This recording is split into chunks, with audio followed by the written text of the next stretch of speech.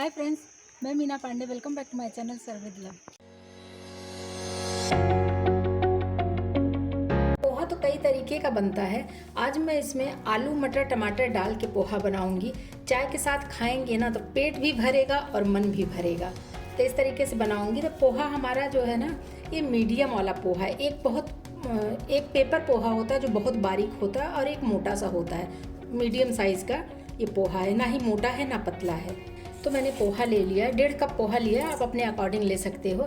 तो बनाने से पहले 5 मिनट पहले ये पोहा भिगा दो ना, तो ये अच्छे तरीके से फूल जाता है। तो अभी मैं इसको नहीं भिगाऊंगी, अभी इसको नहीं धोऊंगी, बनाते बनाते ही मैं बताऊंगी आपको। कढ़ाई में 1 टेबल स्पून रिफाइंड ऑयल डाल रही हूँ। मैंने 2 टेबल स्पून ये मूंगफली लिया है, तेल में फ्राई करके निकाल लेती हूँ। ½ टीस्पून जीरा डाल रही हूँ, ½ टीस्पून सरसों दाना डाल रही हूँ। मैंने एक बड़ा सा प्याज, 2 हरी मिर्ची, करी पत्ता और अदरक थोड़ा सा इसी में काट लिया है, इसको इसी में डाल देती हूँ। प्याज को मैं चला लेती हूँ, प्याज थोड़ा सा ट्रांसपेरेंट हो जाए तब तक मैं प्याज को पका लेती हूँ। तो देखिए प्याज हमारा हल्का सा ट्रांसपेरेंट हो गया है, बहुत ज़्यादा इसको पकाने की ज़रूरत नहीं है। तो इसी मैंने एक आलू काट लिया है, आलू को छोटे छोटे ऐसे कुछ इस टाइप के ऐसे काट लिए हैं, इसको पकाना है हमें। तो आलू इसी में डाल देती हूँ। 2 टेबल स्पून जितना हरी मटर लिया है, मटर भी डाल देते हैं, मिक्स कर देते हैं। ऐसे कवर कर देती हूँ, गैस को स्लो कर देती हूँ। स्लो गैस पे मैं इसको 2 से 3 मिनट पकने देती हूँ। अभी पोहा जो ली हूँ ना, इसको 2-3 पानी अच्छे तरीके से धो लेती हूँ। पानी मैं पूरा निकाल दूंगी, इसको 2 मिनट ऐसे रख दूंगी सोख होने के लिए, कि पोहा हमारा खिला खिला सा फूल जाएगा। 2 मिनट आलू हमारा स्टीम हो गया, इसको चेक कर लेती हूँ। जितना पोहा बनेगा उसके अकॉर्डिंग मैं इसमें नमक डाल देती हूँ। इसको मिक्स कर देते हैं। ये आलू मटर को ऐसे साइड करके एक मैंने टमाटर काट लिया, ये टमाटर इसी में डाल देती हूँ, साथ में इसको भी पका लूँ। टमाटर डाल के इसे कवर कर देती हूँ, 2 से 3 मिनट इसको स्लो गैस पे पकने देती हूँ, तो टमाटर भी हमारा साथ में पक जाएगा। आइए एक बार चेक कर लेती हूँ।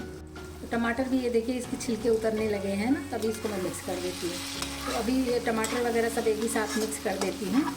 1/4 टीस्पून हल्दी पाउडर डाल रही हूँ, 1/4 टीस्पून काश्मीरी लाल मिर्च पाउडर डालें, इससे कलर बहुत प्यारा आएगा। इसको भी मिक्स कर देते हैं।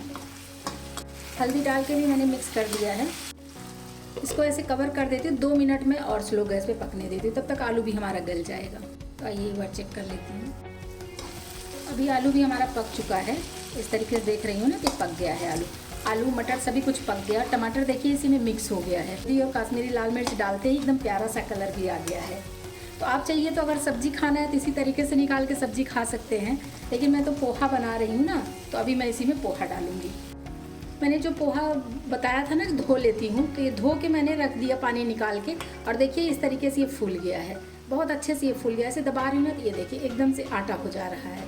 तो इस तरीके से ये फूला रहेगा अगर पोहा ना, तो आपका जो पोहा बनाओगे ना एकदम खिला खिला सा होगा। पोहा मैंने डाल दिया है, अभी मैं मिक्स कर लेती हूँ।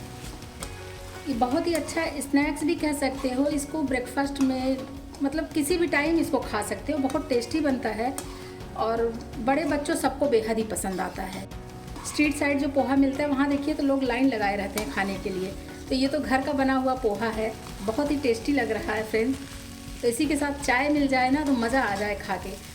किसी भी टाइम में खाइए, कोई घर में आया हो तो उनको भी चाय के साथ आप स्नैक तौर पे दे सकते हो, बहुत टेस्टी लगता है खाने में। तो इस तरीके से आप लोग भी बनाएंगे ना, अपनी पेट भी भरेगा मन भी भरेगा। मैंने धनिया पत्ती काट लिया है, धनिया पत्ती इसमें डाल देती हूँ। धनिया पत्ती डाल दिया है, धनिया पत्ती डाल के भी इसको मिक्स कर देते हैं। तो अभी मैं गैस बंद कर देती हूँ। जो मैंने मूंगफली फ्राई कर लिया था ना, ये मूंगफली इसी में डाल दीजिए। मूंगफली डाल के भी इस तरीके से मिक्स कर दीजिए। बस अभी खाने के लिए इसको हम सर्व कर देते हैं। झटपट बनने वाली रेसिपी है फ्रेंड्स, और बहुत टेस्टी बना हुआ है। आप खुद ही देखिए ना कितना कलरफुल लग रहा है, कितना टेस्टी लग रहा है। तो फ्रेंड्स ये मेरा पोहा बन के तैयार हो गया। नमकीन साथ में प्याज रख लीजिए, नमकीन प्याज डाल के खाएंगे तो और भी टेस्टी लगेगा। तो इस तरीके से आप लोग भी बनाइए और इन्जॉय करिए। अगर आपको मेरा तरीका पसंद आया हो तो लाइक और कमेंट्स करना बिल्कुल भी मत भूलना फ्रेंड्स। लास्ट तक मेरी वीडियो देखने के लिए थैंक यू।